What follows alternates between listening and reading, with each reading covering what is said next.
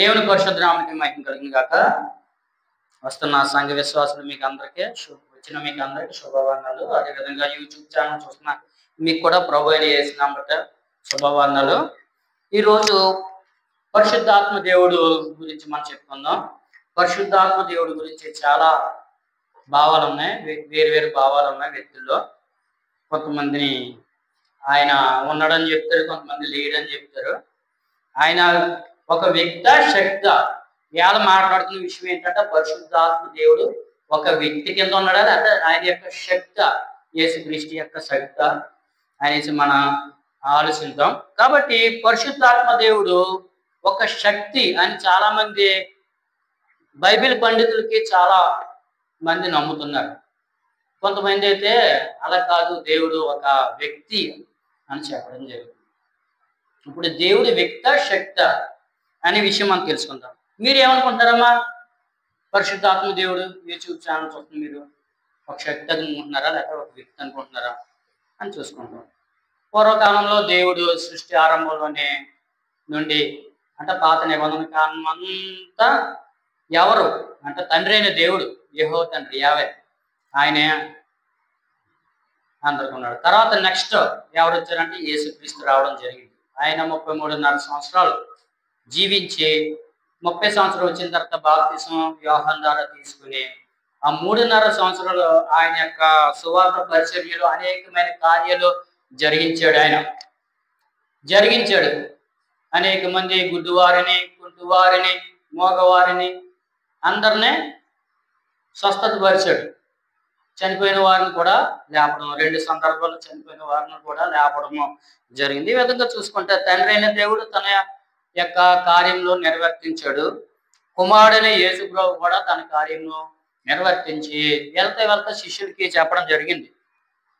తనతో ఉన్న శిష్యుడికి ఏమని చెప్పాడంటే, నేను ఒక ఆదరణకర్తను మీకు పంపిస్తాడు, ఆయన మీకు తోడుగా ఉంటారని చెప్పాడు. మన దగ్గర ఉన్న దేవుడు ఎవరు? ఇప్పుడున్న దేవుడు ఆ శక్తి అనుకుంటున్నా కదా, ఆయన ఎవరు? పరిశుద్ధాత్మ దేవుడు. ఇప్పుడున్న దేవుడు అండి. ఎక్కడ ఇద్దరు నా నామపేట కుడి అన్నారు, వాళ్ళ మధ్యలో ఉంటానని చెప్తున్నాడు. మన మధ్యలో ఉన్నాడు ఆయన, సర్వాంతర్యామి పరిశుద్ధాత్మ దేవుడు.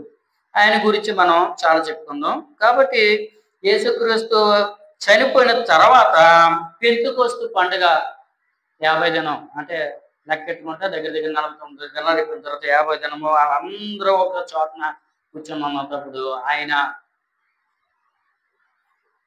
వాళ్ళ మధ్యకి వచ్చి అప్పటి నుండి ఇప్పుడు వరకు ఆయన ఉండిపోయాడు. అర్థమైందా? ఇప్పుడు ఉన్నాడమ్మా. యేసుప్రభు గారు చనిపోయే దగ్గర ఇంచుమించు ఎంత 2000 సంవత్సరాలు చిల్లర అవుతుంది. కాబట్టి ఆయన దగ్గరగా అవుతుంది. కాబట్టి ఆయన మళ్ళీ ఎప్పుడు అంటే యేసుప్రభు గారు మళ్ళా ఈ లోకంలోకి వచ్చినప్పుడు ఆయన మళ్ళా పైకి వెళ్ళిపోతారు. కాబట్టి చక్కగా మనం స్పష్టంగా ఆ విషయాలన్నీ తెలుసుకుంటాం. ఈయన పని ఏమిటి?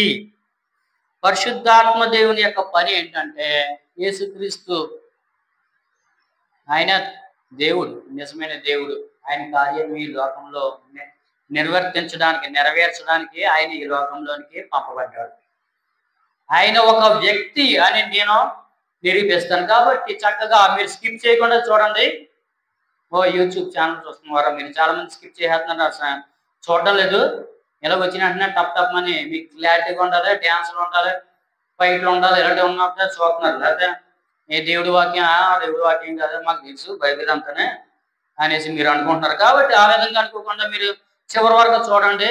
దేవుడి యొక్క పరిశుద్ధాత్మ దేవుడి యొక్క ఆదరణ ప్రేమాన్ని పొందుకోవాల్సిందిగా ప్రభుపేట మనం చేస్తుంది. కాబట్టి ఈయన యేసుక్రీస్తు యొక్క కార్యము నెరవేర్చడానికి, పాపములు ఒప్పింపజేయడానికి, ఆయన నామం బట్టి రక్షణ పొందడానికి సహాయం చేస్తాడు పరిశుద్ధాత్మ దేవుడు. అదే ఈ విధంగా చూసుకుంటే తండ్రి అయిన దేవుడు మనకు కనిపిస్తున్నాడు, కుమారుడైన యేసు ప్రభు మనకు కనిపిస్తున్నాడు, కానీ పరిశుద్ధాత్మ దేవుడు మనకు కనిపించడు. ఆత్మైన దేవుడిన మహాపరిశుద్ధుడు. కాబట్టి ఈయన్ని మనం ఏమి అనుకోడు, చాలా జాగ్రత్త. తండ్రిని దూషిస్తే ఏమండదు. సృష్టికర్త అయిన దేవుడిని తిట్టేసాం అనుకో, దానికి పాప క్షమాపణ ఉంది. యేసుప్రభు గారిని తిట్టుకున్న పాప క్షమాపణ ఉంది. చాలా మంది తిట్టుకున్నారు కదమ్మా యేసుప్రభు గారిని, తిట్టుకున్నారు కానీ తర్వాత ఏంటి పరిస్థితి? తర్వాత మారు మనసు పొందుతున్నారా? లేకపోతే మంది దుఃఖపడి వేదన పడి బాధపడి రొమ్ములు కొట్టుకుని ప్రభా అది ఎవరు ఆ కార్యం జరిగించాడు అంటే పరిశుద్ధ ఆత్మైన దేవుడే కార్యం జరిగించినప్పుడు వాళ్ళు రావడం జరిగింది. సౌలుగా ఉన్నప్పుడు క్రైస్తవులందరినీ హింసించడానికి బయలుదేరాడు అయ్యగారు. గుర్రం మీద వెళ్తున్నాడు. వెళ్ళినప్పుడు ఏం చేసిందంటే దేవుడు ఆయనతోటి మాట్లాడడం జరిగింది.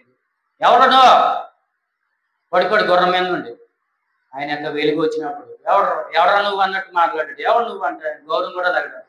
నువ్వు హింసిస్తున్నా క్రీస్తున్నా చెప్పినట్టునే ఆయన కళ్ళుపోయినప్పుడు ఒక ప్రవర్తన పంపించి 3 రోజులు ఉండిపోయాడు. అలాగా ఉండిపోయిన తర్వాత కళ్ళు మళ్ళా ప్రార్థన చేసినట్టునే పొరలాగా రాలిపోవడం జరిగింది. చక్కగా తేటగా అయిన కళ్ళు ఆయనకి దేవుడు ఇచ్చాడు. అప్పటి నుండి ఆయన అన్యజనుల కోసము ఆయన ఉండిపోయాడు. అన్యజనుల్లో ఆయన సువార్త పరిచర్య జరిగించడానికి దేవుడు ఆయన ఏర్పరచుకున్నాడు.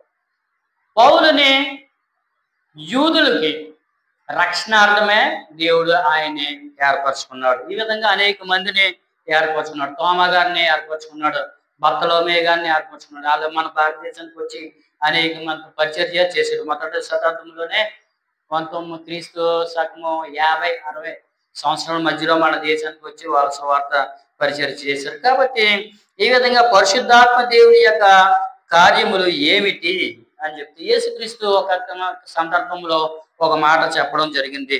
యోహాను సువార్త 14:16 మనం చదువుకుంటే బైబిల్ తెరండమ్మా ప్రతి ఒక్కరు. యోహాను సువార్త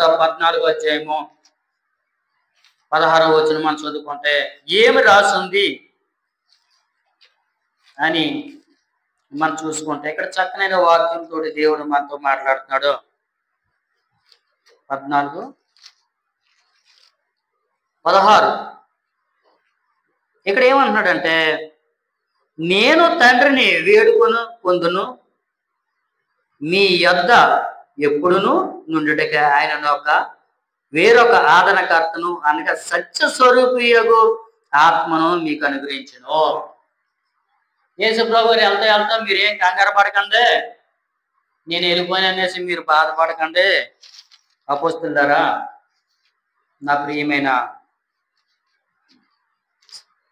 ఎవరండి శిష్యులారా అని చెప్పి మీ దగ్గరికి ఒక ఆదరణకర్త అయిన ఒక వ్యక్తిని నేను పంపిస్తున్నాను. మీరేం భయపడకుండా చక్కగా మీరు ధైర్యంగా ఉండండి.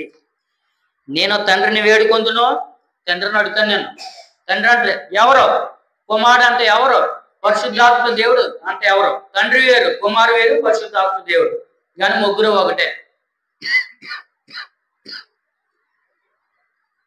ఇది బాగా బాగా తెలుసుకోవాలి. మనం తండ్రి అయిన దేవుడు వేరు, కుమారుడైన దేవుడు వేరు, పరిశుద్ధాత్మ దేవుడు ఆదరణకర్త అనే దేవుడు వేరు కానీ ముగ్గురు ఒకలే. ఆయా సందర్భంలో ఆయా రూపంలో ఈ లోకంలోనికి రావడం జరిగింది. ముగ్గురు వేరు వేరు వ్యక్తులు. ఇప్పుడు తండ్రి అయిన దేవుడు ఎక్కడ ఉన్నాడంటే పరలోకంలో ఉన్నాడు. కుమారుడైన యేసుప్రభు ఎక్కడ ఉన్నాడంటే కుడి పార్శ్వన కూర్చుని ఉన్నాడు దేవుడి పక్కన. పరలోకంలో ఎవరున్నారు ఇది తెలుసుకోవాలి. మెయిన్ దూతగణం ఉంది.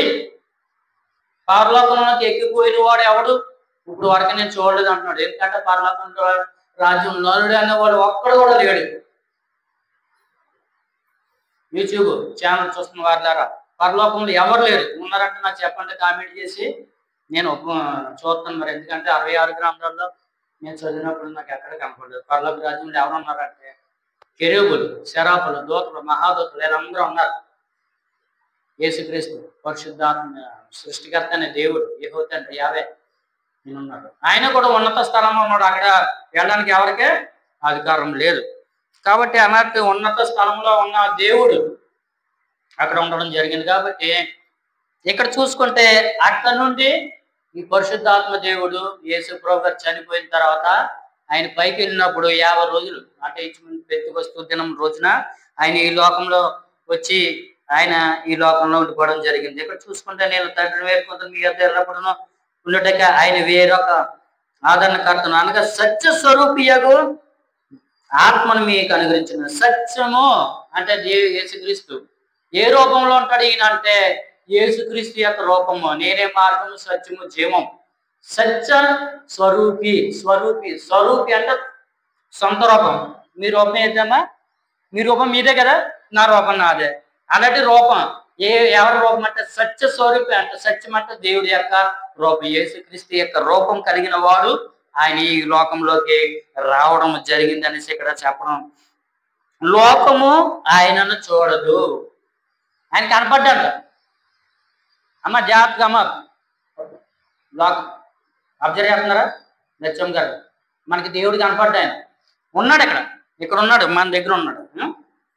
తర్వాత ఆయనను ఎరుగదు గనుక ఆయనను పొందనేరదు, మీరు ఆయనను ఎరుగుదురు. మిగతా వాళ్ళు ఎవరి దగ్గరికి దేవుడు ఆయన రావడం, ఎవరి దగ్గరికి వస్తాడంటే నమ్మి రక్షణ పొంది ఎవరైతే పొందుతారో వాళ్ళ హృదయాల్లో నివసించే దేవుడు పరిశుద్ధాత్మ దేవుడు. నువ్వు ఎప్పుడైతే పాప క్షమాపణ నిమిత్తము దేవుడి దగ్గరికి వచ్చి నీ పాపమును ఒప్పుకొని ఎప్పుడైతే ఆయన రక్తంలో కడగబడుతున్నావో అప్పుడు ఆయన వస్తాడు. ఒక ఉదాహరణ చెప్తాను.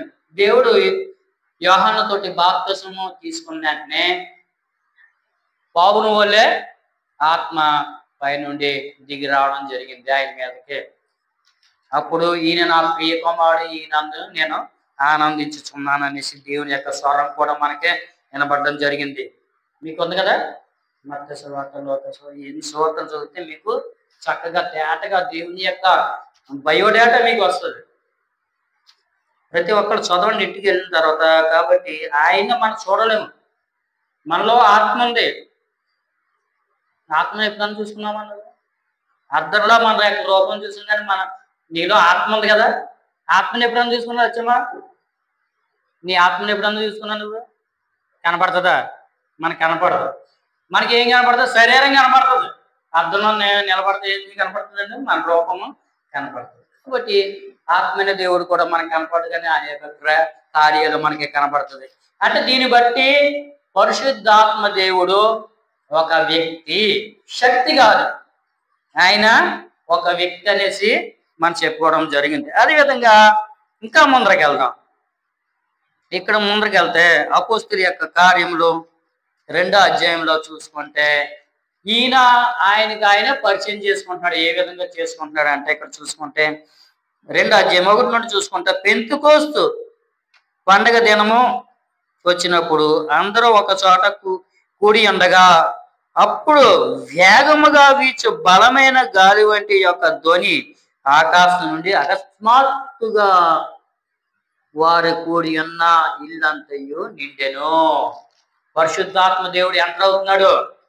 ఎలా ఎంటర్ అవుతున్నాడు ఆయన చూసుకుంటే, వేగముగా వీచు ఒక గాలి రూపంలో ఆయన ధ్వని అని వస్తుందిగా. గాలి ఎలా వస్తుందమ్మా? సముద్రవాన నుంచి ఒక గాలి వస్తుంది, ఫ్యాన్ గాలి చూడండి, ఒక రూపం ఉంటుంది. అలాగే మరి దేవుడు వచ్చినప్పుడు ఆ ధ్వని ఎలా ఉందో మనకు తెలియదు, కానీ ఆ ధ్వని రావడం ఆకాశం అకస్మాత్తుగా రావడం జరిగింది. ఇల్లంతా నిండిపోయిందంట ఆ ధ్వని. మరియు అగ్నిజాలం వంటి నాలుకలు విభాగింపబడినట్లుగా వారికి కనబడి వారిలో ఒక్కొక్కని మీద పురాలగా అందరూ పరిశుద్ధాత్మతో నిండిన వారే ఆ ఆత్మ వారిని వాక్ శక్తి అనుగ్రహించిన కొలది అన్య భాషల్లో మాట్లాడసాగి. ఒక వ్యక్తి ఆత్మ ఎవరికి ఉంటుందంటే జంతువులకు ఉందా, పక్షులకు ఉందా, చెట్లకు ఉందా? అవి జీవిస్తాయి కానీ ఆత్మ లేదు. ఆత్మ ఎవరికి ఉందంటే దేవుడికి ఒక్కరికే ఉంది ఆత్మ. దేవతలకు ఉంది. కెరూబులు ఆత్మస్వరూపులు, శరాపులు ఆత్మస్వరూపులు. మాట ద్వారా దేవుడు వారిని అనుగ్రహించాడు. మనన్నైతే మనకి శరీరం ఇచ్చాడు, ఆత్మ ఇచ్చాడు, జ్ఞానం ఇచ్చాడు, నేనే అని తెలుసుకునేలాగా మనకు మనసుని ఇచ్చాడు దేవుడు. కాబట్టి ఆత్మస్వరూపైన దేవుడు, పరిశుద్ధాత్మ దేవుడు అంటే యూట్యూబ్ ఛానల్ చూస్తున్న వాళ్ళరా, దేవుని ఎంత మాత్రం శక్తి అనుకోకండి, బలం అనుకోకండి, దేవుని యేసు ప్రభువు మాట అనుకోకండి. ఆయన ఒక వ్యక్తి కాబట్టి చాలా జాగ్రత్తగా ఉండాలి. ఇక్కడ ఏంటంటే దేవుడు ఎలాగొచ్చాడంటే ఆయన ఆదరణకర్త అయిన దేవుడు నేను పంపిస్తానంటే పెంతెకోస్తు దినం రోజున ఆయన రావడం జరిగింది. అందరి మీద ఆయన మనసులో అగ్ని వలె రావడం జరిగింది. కాబట్టి అందరూ అన్య భాషలో అన్నాను. నేను ఏం మాట్లాడిన భాష నాకు తెలుగు భాష వచ్చేది, ఇంగ్లీష్ రాదు, ఇంగ్లీష్లో మాట్లాడుతున్నాను. లజ్జమ్మకేమో ఇంగ్లీష్ వచ్చేది, కానీ ఆవిడ హిందీలో మాట్లాడుతుంది. మీకు అరబీ భాషలో మాట్లాడుతున్నాను, మీకు రాదు అరబీ, కానీ అరబీ భాషలో మాట్లాడుతారు. అదేవిధంగా వేరు వేరు భాషలో తమిళం, కన్నడం, మలయాళం ఇవన్నీ భాషలో మాట్లాడుతున్నారు. అక్కడ ఉన్న వాళ్ళు అందరూ ఆశ్చర్యపోయారు, ఇది ఎలా మాట్లాడుతున్నారు, మా భాష మీకు తెలియదు కదా, మీ భాష మాకు తెలియదు కదా, ఎలా మాట్లాడుతున్నారు అంటే అది ఒక్కరికే సాధ్యము. ఆ వ్యక్తి ఎవరంటే పరిశుద్ధాత్మ అనే దేవుడు. కాబట్టి ఇంకో మీకు ఉదాహరణ చెప్తున్నాను. పరిశుద్ధాత్మ దేవుడు నిజంగానే వ్యక్తినా కాదా అని చూసుకుంటే యెషయా గ్రంథం 63వ అధ్యాయము 10వ వచనం మనం చదువుకుంటే ఇక్కడ ఏం చూస్తున్నాడు, కన్ను చూపిస్తున్నాడు, అన్ని చూపిస్తున్నాడు, కానీ ఇశ్రాయేలు ప్రజలు ఎవరు పూర్వం లెక్క చేయడం లేదు. పోన్లే, అది బాధ ఏంటంటే ఆయన 12 గోత్రాలు ఏర్పరచుకున్నారో ఆ 12 గోత్రాలు ఎవరు లెక్క చేయడం లేదు. ఇప్పుడు మా పిల్లలు ఉన్నారు, నన్ను లెక్క చేస్తలేదు, నాకు ఎలాగుంటుందా చెప్పండి అమ్మ, ఎలాగుంటుందా? ఒళ్ళు వండుతుందా? అలాగే దేవుని బాధపడతాను లేదా, నేను నాకు చెప్పకుండా ఏదైనా చేసేస్తున్నారు అనుకో, పెళ్లి చేసుకుంటారు అనుకో, లేకపోతే ఏదైనా చేస్తున్నారు అనుకో, నాకు ఎలాగుంటుందా? బాగానే ఉంటుంది. ఈ విధంగా చూసుకుంటే దేవుడు కూడా అలాగే బాధ వచ్చేస్తుంది. ఏంటంటే కన్నా నేను నా పిల్లలు వేరే ఎక్కువ విగ్రహారాధన వేరే వాళ్ళు నమ్ముకుంటున్నారు. ఎవరినే పనికి వాళ్ళని అందరినీ నమ్ముకుని వాళ్ళ ద్వారా ఏం చేసుకుంటారండి, వీళ్ళు కార్యాలు జరిగిస్తున్నారు. అదేవిధంగా ఏంటంటే భ్రష్టమైపోయారు ఇశ్రాయేలు ప్రజలందరూ. దేవుడి మాట అనకుండా ఆయన ప్రేమని రుచి చూడకుండా రక్షిస్తున్నాడు. బాగుంది, అనేక వ్యాధుల నుండి, బాధల నుండి, శత్రువుల నుండి దేవుడు రక్షిస్తున్నాడు. ప్రాణాయత్వం రాకుండా ఎంత చదవండి 7 దగ్గర నుండి, లేకపోతే మొత్తం 63వ అధ్యాయం అంతా చదివితే మీకు చక్కగా తేటగా అర్థమవుతుంది. కాబట్టి ఇక్కడ 10వ వచనం చదువుకుంటా, అయినను వారు తిరుగుబాటు చేసి ఆయన పరిశుద్ధాత్మను దుఃఖపరచగా ఆయన వారికి విరోధాయను. దుఃఖం ఎవరికి వస్తుందండి? చెట్టుకు వస్తుందా దుఃఖం? చెట్టు ఎడుతున్నట్టు మనకు తెలుస్తుందమ్మా? తెలీదు. లేకపోతే ఎవరు ఏడుస్తారు? మనుషులే కదా ఏడుస్తారు. ఆయన కూడా దుఃఖపడుతున్నాడంట, ఏడుస్తున్నాడంట మన కోసం. పరిశుద్ధాత్మ దేవుడు ఎంతో బాధపడుతున్నాడంట. ఈ దుఃఖపడి ఎవరు దుఃఖపడతారు? మనమే దుఃఖపడతాం, మనుషులైన వాళ్ళకి మనం దుఃఖపడతాం. కాబట్టి జంతువులు, పక్షులు ఇవన్నీ ఉన్నాయి, అవి కూడా దుఃఖపడతాయి. కానీ ఒక శరీరం ఉన్నదే, శరీరం ఏర్పరచుకున్న వారే దుఃఖపడతారు. ఆత్మ అనే దేవుడు కూడా ఆత్మస్వరూపి, ఆయన కూడా ఒక ఆకారం ఉంది. కాబట్టి ఆయన దుఃఖపడుతున్నాడు. ఎవరి కోసం? ఇశ్రాయేలు ప్రజల కోసం, తను ఏర్పరచుకున్న ప్రజల కోసము ఆయన దుఃఖపడుతున్నాడు. ఈ మాటను బట్టి ఆయన శక్తి కాదు, బలం కాదు, ఆయన ఒక వ్యక్తి అనేది మనం చెప్పుకోవచ్చు. అదేవిధంగా ఈయన దూషింపబడుతున్నాడు. చూసుకుందాం మత్తయి సువార్త 12వ అధ్యాయము 32వ వచనం మనం చదువుకుంటే మనకేంట చక్కగా చెప్తున్నాడు. అమ్మ యూట్యూబ్ వారు మీరు చక్కగా గ్రహించాలి. యేసుప్రభు గారిని తిట్టినా పర్వాలేదు, సృష్టికర్త అనే దేవుడు నిన్ను తల్లి గర్భంలో పెట్టి పాపం ఆయన నువ్వు ఎలా రూపించబడుతున్నావో, కాళ్ళు వచ్చినాయా, చేతులు వచ్చినాయా, దేవుని తనడానికి కాళ్ళు వచ్చినాయా, దేవుని కొట్టడానికి చేతులు వచ్చినాయా, దేవుని తిట్టడానికి మనసు వచ్చిందా లేదా, హృదయం, ఇవన్నీ ఏర్పరచుకోవడాలండి దేవుడు. కాబట్టి ఈ దేవుడు అంట చూస్తున్నాడు. ఆయన ఏం చూస్తున్నాడు? మనిషి యొక్క బాగోగులు చూస్తాడు. కానీ దేవుడు ఏం చేస్తున్నాడంటే దేవుడిని మనం దూషిస్తున్నాం. ఇక్కడ చూసుకుంటే 12:32లో చూసుకుంటే మనుష్య కుమారునికి విరోధంగా మాట్లాడు వానికి పాప క్షమాపణ కలగదు, కానీ పరిశుద్ధాత్మకు విరోధంగా మాట్లాడు వారికి ఈ యుగమందైనను రాబో యుగమందైనను పాప క్షమాపణ లేదు, పరలోక రాజ్యంకి వెళ్ళను. పరిశుద్ధాత్మ దేవుణ్ణి మనం దూషిస్తే పరలోక రాజ్యంలో మన సీట్ ఉండదండి. మనకి ఏంటంటే ఆధార్ కార్డులు ఎన్ని కొట్టేస్తాడు దేవుడు. మనం అప్పుడేం దేశద్రోహులు అయిపోతాం, అంతే కదా. మనకి భారతదేశంలోనే మనకేముందంటే ఆధార్ కార్డు లేదనుకో మన ఎవరందరం మనం వేరే దేశం వాళ్ళు మనం, అంతే కదా. ఎవరికన్నా ఆధార్ కార్డులు ఇవన్నీ లేకపోతే ఏం చేస్తారమ్మా, మన దుబాయ్లో అనుకోండి ఇన్ని రోజులని ఉంటుంది కదా, 3 నెలలు 6 నెలలు ఉంటుంది, లేదా 2 సంవత్సరాలు 4 సంవత్సరాలు ఉంటుంది. ఇది అయిపోయిన తర్వాత ఏం చేస్తారు, మనం తిరిగి వస్తున్నాం అనుకో దుబాయ్లోనే ఏం చేస్తారు, పట్టుకుని జైల్లో పడతారు ఫస్ట్. తర్వాత అలా కొన్ని సంవత్సరంలో అలా ఉండాలి జైలు, వెంటనే అరెస్ట్ చేసి పడేస్తారు. ఆ విధంగా దేవుడు ఏం చేస్తున్నాడంటే ఆయన యొక్క జీవగ్రంథం నుండి మన పేరుని కొట్టివేస్తాడు. కాబట్టి పరిశుద్ధాత్మ దేవుడికి వ్యతిరేకంగా ఎవరు మాట్లాడకండి, దూషించకండి. చాలా మంది దూషిస్తున్నారు, వేరే మతం వాళ్ళు, వేరే వారు. జాగ్రత్త, తుక్కు రాకూడదు దేవుడు, పరిశుద్ధాత్మ దేవుడు ఏదనుకుంటున్నారు, చాలా ప్రమాదం దేవుడితోటి. ఆయన యొక్క ప్రజలతోటి మీరు వ్యతిరేకంగా ఉన్నా చాలా ప్రమాదం. కాబట్టి దేవుడు యొక్క శాపం ఉగ్రత మీ మీదకి వస్తుంది. కాబట్టి మిమ్మల్ని నరకలోకంలో పాటిస్తాడు. అగ్ని ఆరదు, పురుగు చావదు. చాలా భయంకరమైన ప్రదేశం, యుగ యుగంలో కాలుతూ ఉంటుందో. కాస్ట్యూమ్ అది, కాస్ట్యూమ్ అంటే మన చచ్చిపోయిన తర్వాత కాలుతారు, కానీ అంటే బతుకున్నాయని కాలుతారు. నరకలోకం ఏంటండి, చక్కగా పడుకోబెట్టి అగ్నిలో దేవుడు కాలుస్తూ ఉంటాడు. కాబట్టి అలాంటి స్థితి నుండి మీరు తప్పించుకోవాలని ప్రభు ప్రకటన చేయడం జరుగుతుంది. పరిశుద్ధాత్మ దేవుణ్ణి మీరు ఎదిరిస్తున్నారు. పరిశుద్ధాత్మ దేవుణ్ణి మనం ఎంత మాత్రమో ఎదిరించకూడదు. అపోస్తుల యొక్క చూడండి అమ్మా, అపోస్తుల కార్యాలు అపోస్తులైన పౌలు సంఘానికి ఆయన రాస్తున్నాడు 7వ అధ్యాయము 51. కాబట్టి వారికి చెప్తున్నాడు, ముష్కరులారా, హృదయములను చెవులను దేవుని వాక్యమునకు లోబడని వారులారా అని చెప్తున్నాడు. అమ్మా మీ చెవులు ఎప్పుడు దేవుని వాక్యం వెంటనే ఉండాలి.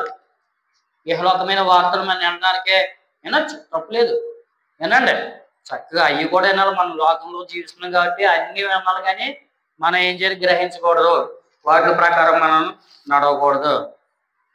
అదేవిధంగా మీ పితరుల వారే మీరును ఎల్లప్పుడూ పరిశుద్ధాత్మను ఎదిరించుతున్నారు.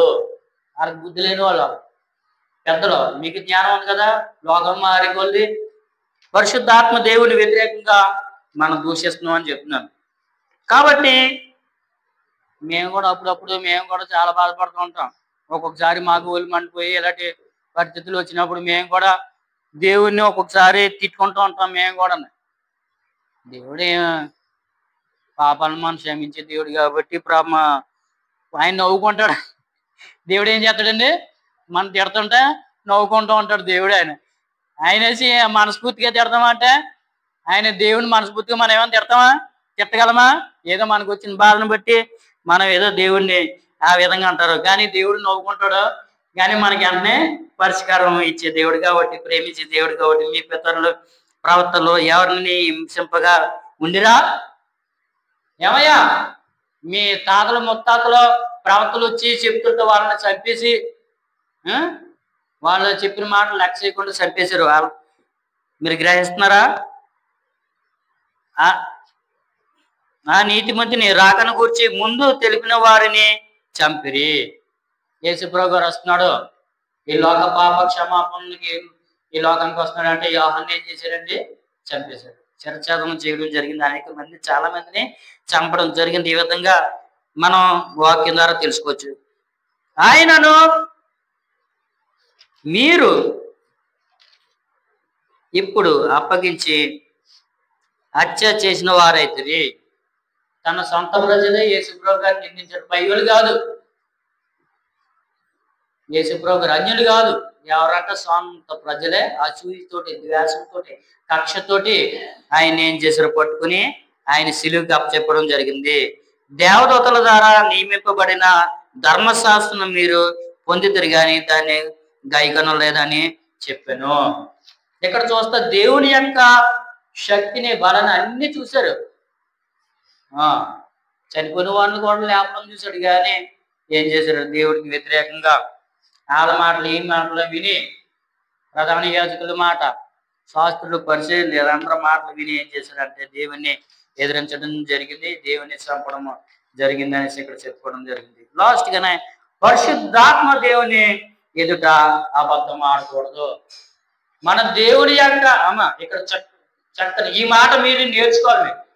దేవుని ఎదుట మన అబద్ధం ఆడితే ఏం జరుగుతుందంటే కొంప కొల్లేరైపోయి మనకి జీవితాలు మన నాశనం అయిపోతాయి. ఇక్కడ ఏమైందంటే అలాంటి వ్యక్తి ఏం చేసుకున్నాడంటే దేవుడు అతన్ని ఏమి అడగలేదు, ఏమీ తెమ్మలేదు. కానీ ఏం చేసాడంటే తన మనసులో అనుకున్నాడు, దేవునికి ఎంతకంత ఇచ్చేసి దేవుణ్ణి ఆనందపడుతూ అనుకున్నాడు. అలాంటి ఆయన ఎవరంటే అననీయ 5:1 నుండి చదువుకుందాం. అననీయ అని ఒక మనుషుడు తన భార్య అయిన సప్ఫీరాతో ఏకమై పొలము అమ్మాను. ఇక్కడ ఏమైనా దేవుడు నేను పొలం అమ్మే, ఇల్లు అమ్మే, నాకు డబ్బులు ఇచ్చే అనేసి దేవుడు ఎండ ఈ పొలం ఎవరిదండి, ఈ భూమి నాది. కానీ దురాక్రమవంతులు వచ్చి ఈ భూమిని ఆక్రమించుకున్నారు. ఎవరో సాతాను అతని యొక్క దూతలో భూమిని కలగజేసిన వాడు ఎవరండి, ఆక్రమించుకున్నారు. కాబట్టి భూమిని కలగజేసిన వాడు ఎవరండి, దేవుడు యేసుక్రీస్తు. ఆయన చెప్పడమే ఈయన చేయడం, తండ్రి అయిన దేవుడు చెప్పడం ఈయన చేయడం. అది ఆ వాక్యం తర్వాత మనం చెప్పుకుంది చాలా బాగుంటుంది. అది భూమికి పునాది వేసిన వాడు ఎవరు మన అడుగుతున్నాడు దేవుడు. యోగ గ్రంథంలో ఉంటుంది, చక్కగా మనం చదువుకుందాం, వచ్చే వారం మనం చెప్పుకుందాం. కాబట్టి ఇక్కడ అంటున్నాడు, మళ్ళా వాళ్ళు ఏం చేశారంటే భార్య తెలకుండా భర్త తెలకుండా భార్య డబ్బులు దాచేశారు. 1,00,000 రూపాయలు ఎట్టి పొలం అమ్మేశారండి. అమ్మా లక్ష్యం గారు అర్థమవుతుందా? అన్ని అమ్మేసి ఒక 10,000 ఈయన దాచాడు, ఒక 5,000 ఆవిడ దాచేసింది. బీరువులు ఎట్టేసుకున్నారు. తెలదు. పేదరి గారు ఉన్నారో వచ్చిన తర్వాత డబ్బులు అక్కడ పెట్టారు. పెట్టిన పేదరి గారు అడగడం జరిగింది, నీ పొలాన్ని ఎంతకైనా అమ్మావు అని అడిగాడు. ఆయన ఎంతకేనని ఆయన అబద్ధం ఆడేశాడు. ఎంతకు అమ్మావా అని అనడం జరిగింది. కాబట్టి నువ్వు ఎవరిని మోసం చేసావు అని వెంటనే దేవునితో అబద్ధం ఆడేశారు. ఇంకా ఇక్కడ చెప్తున్నాడు చూడండి, అపోస్తుల పాదముల యొద్ద పెట్టాను కొంత ధనాన్ని. అప్పుడు పేతురు అననీయ, నీ భూమి వెలలో కొంత దాచుకుని పరిశుద్ధాత్మను మోసపుచ్చుటకు సాతాను ఎందుకు నీ హృదయంలో ప్రేరేపించును? అది నీ యొద్ద ఉన్నప్పుడు నీదే కదా, అమ్మిన పిమ్మట అది నీ వశమై ఉండలేదా? డబ్బు ఎవరిదమ్మా? భూమి ఎవరిదా? అన్నీదే. భూమి అమ్మేశాడు, డబ్బు ఎవరిదా? దేవుడిదా? కాదు, అన్నీదే కదా. మరి ఎందుకు దేవుడు అమ్మేమన్నాడా? నిన్ను పరిశుద్ధాత్మ దేవుడు లేదా యేసుప్రభు గారు అమ్మేమన్నారా? నువ్వు ఎందుకు అమ్మో? ఆ డబ్బు అంతా నీదే కదా, నీ దగ్గర ఉంచుకోవచ్చు కదా అని చెప్తున్నాడు. మీకు అర్థం చేసుకోండి అమ్మ, చాలా ప్రమాదం దేవుడితోటి, మీరు అలా చేయకండి. ఎందుకు ఈ సంగతి నీ హృదయంలో ఉద్దేశించుతున్నావు? నీవు మనుషులతో కాదు దేవునితోనే అబద్ధం ఆడదు అని వారితో చెప్పును. అననీయ ఈ మాటలు వినిచుండనే పడి ప్రాణం విడవగా వినిన వారి అందరికి మిగిలి భయం కలిగెను. అప్పుడు పడుచువారు లేచి వారిని బట్టతో చుట్టి మోసుకుని బాధ పెట్టింది. దేవుడు నిన్ను ఆస్తులు ఏమంటున్నాడా? అంతస్తులు ఏమంటున్నాడా? బంగారం ఏమంటున్నాడా? వెండి ఏమంటున్నాడా? ధనాన్ని ఏమంటున్నాడా? దేవుడు ఏం కోరుతున్నాడమ్మా? ఏం కోరుతున్నాడు దేవుడు? మన హృదయాన్ని కోరుతున్నాడు. నీకేమి వద్దు, ఇవన్నీ నాయే. అమ్మ బంగారం ఎవరిది? బంగారం ఎవరిదమ్మా? వజ్రాలు ఎవరి? దేవుడియే కదా, భూమి నుండి వచ్చినాయి, అన్ని నాయే కదా అన్నాడు. మలాకి 6:6 చూసుకుంటే నదులు అంత విస్తారం తైలం ఇచ్చినా నీకు సరిపోతుందా? నా జ్యేష్ఠ కుమారుని ఇచ్చినా నీకు సరిపోతుందా అన్నాడు. ఇవన్నీ నీయే కదా ప్రభా అని చెప్తున్నాడు. ఆయన కూడా నీ జ్యేష్ఠ కుమారుడు నాకెందుకయ్యా? నదులంత విస్తారమైన తైలము కొబ్బరి నుండి తెచ్చేవాడు. అది ఎవరితో? కొబ్బరి నుండి చెట్ల నుండి తీసేవారు. అది ఎవరితో? దేవుడిదే. ఇవన్నీ నాకెందుకు? విరిగి నరిగిన హృదయం నాకు ఇమ్మని చెప్తున్నాడు. మలాకి 6:6 చూసుకుంటే చదవండి. కాబట్టి దేవుడు నిన్ను ఏం అడుగుతున్నాడు అంటే నీ హృదయాన్నే దేవుడు అడుగుతున్నాడు. హృదయమైన కోవుల్లో ఆయనకి స్థానం ఇవ్వమని దేవుడు నిన్ను అడుగుతున్నాడు. కాబట్టి చిన్న హృదయంలో దేవుడికి స్థానం ఇస్తే దేవుడు నిన్ను నడిపిస్తాడు. కాబట్టి ఓ ప్రియనేస్తమా, పరిశుద్ధాత్మ దేవుడికి వ్యతిరేకంగా నువ్వు ఏ పని చెయ్యవద్దు. ఆయన నీ పాపములను ఒప్పింపజేసేవాడు, కనికరించే దేవుడు, నిన్ను పరలోకం తీసుకెళ్లే దేవుడు. కాబట్టి వారిని సత్కరించాలి దేవుడిని. ఈ లోకంలో ఉన్న దేవుడు ఆయన. కాబట్టి ఆయన వ్యక్తే గాని శక్తి కాదు. ఎందుకంటే ఒకలా చెప్పాలంటే ఆయన దుఃఖపడి మనిషికి దుఃఖం ఉంటది. ఇక్కడ చూసుకుంటే అక్కడ దుఃఖపడుతున్నాడని యెషయా గ్రంథం 63:10 చూసుకుంటే ఇశ్రాయేలు ప్రజల కోసం ఏడుస్తున్నాడంట ఆయన. ఎవరు ఏడుస్తారు? మనుషులు ఏడుస్తారు. కాబట్టి ఆయన వ్యక్తి అని చెప్పచ్చు. మనము ఆయన దూషిస్తున్నాం కానీ పాప క్షమాపణ లేదు. కాబట్టి అలాంటి దేవుణ్ణి మనం సత్కరించాలి అని మీకు చెప్పడం జరుగుతుంది. కాబట్టి దీన్ని బట్టి మీకు ఏమర్థమైంది? పరిశుద్ధాత్మ దేవుడు ఒక వ్యక్తి అని అర్థమవుతుంది. కాబట్టి మీరందరూ ఆ దేవుణ్ణి ఆరాధించాలి. ప్రభా, మాలున్న వ్యాధులను తీసివేయి, మాలున్న బాధలు తీసివేయని మనం పరిశుద్ధాత్మ దేవుడిని బట్టి మనం ప్రార్థన చేస్తే ఈ ప్రార్థనలన్నీ యేసుప్రభు గారు ఆలకించి యేసుప్రభు గారు ప్రార్థన చేస్తారంట తండ్రికి. మన ప్రార్థనలన్నీ మన దేవుడు యేసుక్రీస్తు పక్క నుండి పలానా లక్ష్మమ్మ ఈ విధంగా ప్రార్థన చేస్తుంది ప్రభా, తండ్రి ఏం చేద్దాం, గ్రాంటెడ్ అంటాడు దేవుడు. అప్పుడు ఆయన మనకి ఇవ్వడం జరుగుతుంది. కాబట్టి మీరు చక్కగా అన్ని క్రమక్రమం ఈయనేమో ఒప్పింపజేస్తాడు, ఆయనేమో విన్నపం చేస్తాడు. మీకు అర్థమైందా? తండ్రి అయిన దేవుడికి ఈ విన్నపం చేస్తాడు. ఎవరో మన బదులు ఆయన ప్రార్థన చేస్తాడంటే యేసుప్రభు గారు. తండ్రి ఎలాగే అడుగుతున్నారో పలానా సారోను గ్రేసి గారు, సారోను గ్రేసి గారు అడుగుతున్నారు, లక్ష్మమ్మ గారు అడుగుతున్నారు, మాణిక్యం గారు అడుగుతున్నారు. ఈ విధంగా ఏం చేద్దామా అంటే చెయ్యొచ్చు. కుమారుడా కొంతకాలం ఆగు. ఎందుకు ఆగమంటున్నాడు దేవుడు? చెప్పండి అమ్మ, మన కార్యాలు జరగడం లేదు. ఎందుకు జరగడం లేదు? దానివల్ల మనకు ప్రమాదం ఉంది. ఆ కార్యం జరిగించడం వల్ల మనకు ప్రమాదం ఉంది కాబట్టి దేవుడు మనల్ని తప్పిస్తున్నాడు. ఆ కార్యం ఎప్పుడు జరగాలో దేవుడికి తెలుసు, అప్పుడే జరిగిస్తాడు. నువ్వు ఎంత కింద మీద పడిపోయి దొల్లేసినా, ఏం చేసినా, ఏడ్చినా, దుఃఖపడిపోయి లోబోదైపోయిన గొడ్లు బాధేసినా సరే దేవుడు ఆయన ఎప్పుడు ఎత్తానంటే అప్పుడు ఎత్తాడు. ఎందుకంటే దానివల్ల నీకు ప్రమాదం ఉంది. కాబట్టి అలాంటి దేవుడిని మనం నమ్ముకుంటున్నాం కాబట్టి మనము ఆయన స్తుతించి ఆరాధించాలి. కాబట్టి దేవుడి మాటలో, ఈ పరిశుద్ధమైన మాటలో మన ఇంటిలో గొప్పగా దీవించి ఆశీర్వదించాలి. మీకు అందరికీ వందాలండి. యూట్యూబ్ వారికి కూడా వందాలు. మీరు చక్కగా ఆలకించారు, చివరి వరకు ఆలకించారని మేము భావిస్తున్నాం. కాబట్టి ఇంకెవరైనా షేర్ చేసి సబ్స్క్రైబ్ చేసుకోలేదు అనుకోండి, సబ్స్క్రైబ్ చేయండి, షేర్ చేయండి, కామెంట్ చేయండి. మీ దేవుడు మేము అందరూ దీవించి ఆశీర్వదించాలి.